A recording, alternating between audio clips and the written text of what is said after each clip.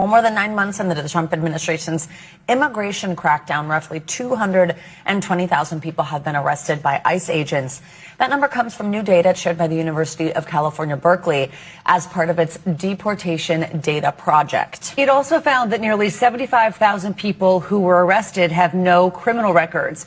These numbers give one of the most revealing looks into the Trump administration's aggressive efforts to rein in immigration. NBC News senior Homeland Security correspondent Julia Ainsley joins us to break down this new data. Julia, good morning. Always great to have you with us. So the University of California got this information. It was through a lawsuit, actually, that it brought against ICE. What else did it reveal about ICE's arrest so far this year?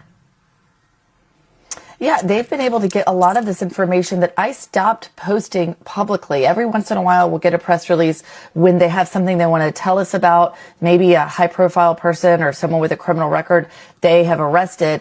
But in general, it's been really hard to compile this data. So that's why this is important. Of those 75,000, they had no criminal record. But then there were also a third with pending criminal charges. They hadn't been convicted yet. So really a third of the 220,000 that were arrested between Inauguration Day and mid-October are convicted criminals. And this is despite the promise to go after the worst of the worst. It also shows us more about the demographics. 90% of those, roughly 90% of those arrested so far were male. The number one nationality arrested were Mexican, followed by other nationalities from Central America. We're able to get a better understanding that there are more people arrested around the ages between 25 and 45. And this is painting a more holistic picture about the people who have been targeted in these mass deportation operations. We should say just because they're arrested doesn't necessarily mean they're deported. In some cases, people may have a legal right to be here and they're released later.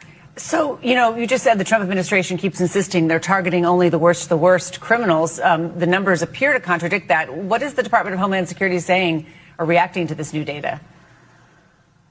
They're not, responding to this. They did not send a statement to our story, and they haven't responded to the data that's been out there from this project, and others have been picking up on this as well. But this does get to an underlying conflict that we're having when we are able to report on some people who are arrested who have committed serious crimes and were at large in the United States, but we're not able to get to the underlying problem here that a lot of people who are arrested don't have criminal records. And as President Trump himself said in a cabinet meeting last week, there are over 11,000 people who are in this country undocumented who do have homicide convictions who have still not been arrested. So that really makes us ask more questions about who they're targeting and why.